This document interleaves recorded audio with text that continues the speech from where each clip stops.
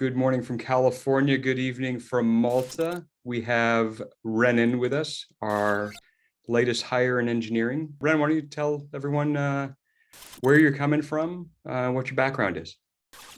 Okay, so I'm originally from Brazil. I'm living in Malta for around 3 years now. I'm working basically in a gaming industry, building casinos and this kind of websites. So my engineering background, it's been like 7 years working with engineering and programming different languages as well. You're being modest. I have to share with everyone the interview that caught everyone's attention is you showed up and you had recompiled, I believe, MetaMask and done connections to multiple networks on the weekend, just as a hobby. Yeah. Why don't you tell everyone what you showed? Okay, so that was a very interesting project because I was basically trying to understand how to use MetaMask and how to connect things around. So I started connecting MetaMask with this application that could swap tokens and stuff into multiple chains. So it was how to say, I connected to 1inch that was to handle the prices and swap the tokens as well. And I connected also to MetaMask so the users could sign in through the MetaMask so we could get all of this data into a database. So I had like an intermediary database between the application and the blockchain because of the basic to save time and complexity as well. Sure. And so, I mean, you've read our at least proposed roadmap of how do we get extensions? How do we get multiple chains? How do we start doing swapping and et cetera? And to see what you had already done just by yourself outside of your gambling and gaming full-time job, well, that impressed Jaime and Brad quite a bit. So, that's good to know. Yeah. Thank you. Tell me, I mean, a lot of people know about Malta, but they don't completely appreciate that every gambling company in Europe, at least, has a license in Malta. If you want to take crypto into a gaming and gambling operator, the regulations and the KYC and the identity verification that the Maltese subject everyone to is extreme, right? Yeah. And you have to be a VFA supplier to do that. So how can you elaborate on that, I guess? Okay, so I worked with very different companies that they still struggle a lot with currency because they have like, some of them have diamonds, some of them have X, Y, or Z. And this wallet control today, is centralized everything in a database because the government needs to know what's going on, right? And that comes a problem with you introducing a crypto will guarantee more security on your actually currency, right? And today, that's the most problem that the companies have. They cannot even just go to crypto like that because the government needs to know things, right?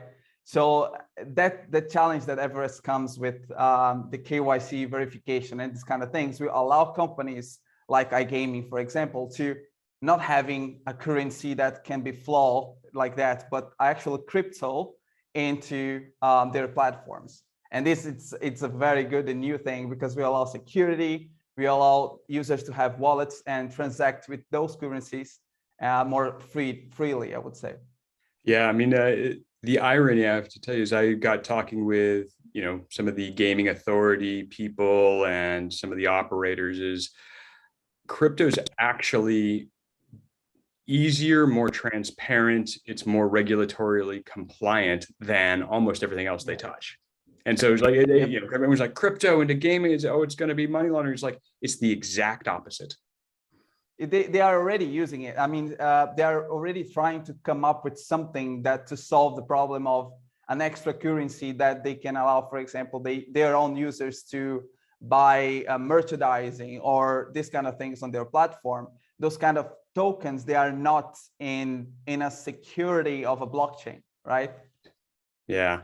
The other one a bunch of the operators have told me is the gangs that will show up with multiple accounts and and how they try to game the systems of like, oh, well, 30 guys are doing this and 10 guys are doing that. And the 10 guys actually figured out how to, it turns out all 40 are in collusion with each other.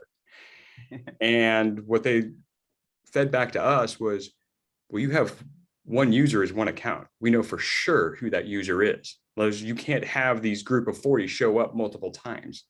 And they're like, you're going to get rid of fraud. Like the whole gaming of the gaming system, like that'll go away.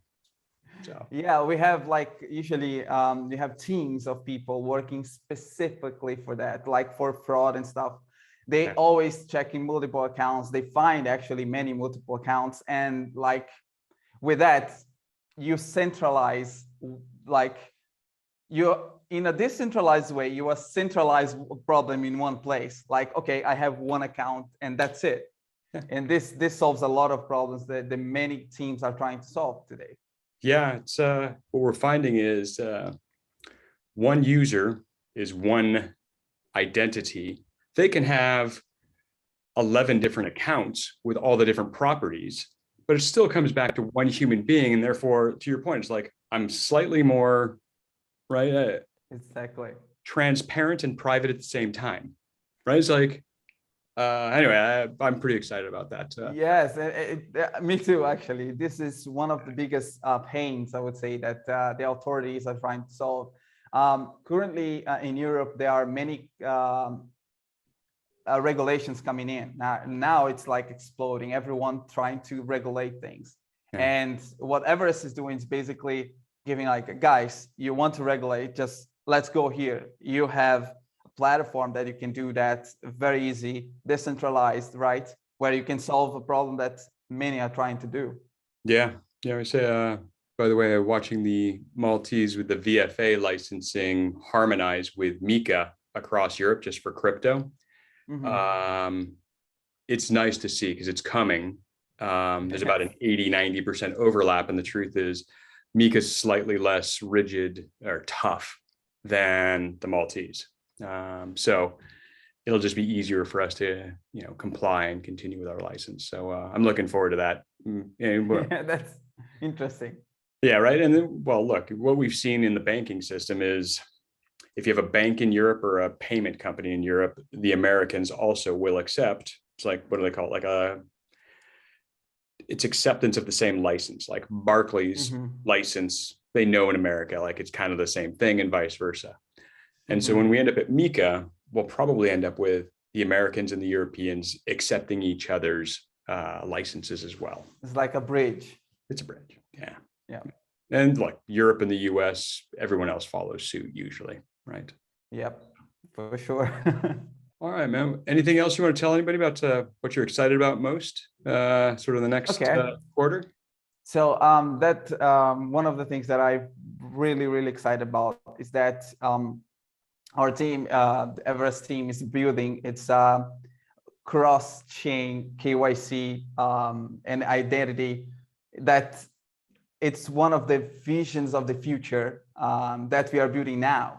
Yeah, identity and a user control to go cross-chain and do credential sharing that way is it's a big swing at the plate, to use a baseball metaphor, right? Yes. It's amazing. Well, I can tell you, like, the engineering on it is incredibly complex. I mean, I know you're digging into it, but like a decentralized DAG that no one has the keys to except the user, and then let that be sharing and attach that to a transaction chain. Just most people, like, they look at you like, what in the world did you build? Like, exactly.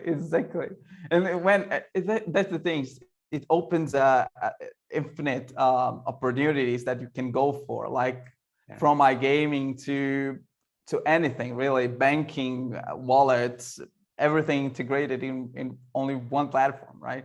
Right. So it's incredible. It's funny what we're looking at, like everyone's like, well, single sign-on. And I was like, well, yeah, of course. Like, of course we can do single sign-on. Like, that's easy. Like, I'm talking about doing, like, I want to take an avatar into the metaverse and have multiple different pseudonyms, if you will, still attached to me, and I can still be verified in different scenarios. Like, that's that makes people's head hurt usually. So it's truly visionary. It's amazing. thank you.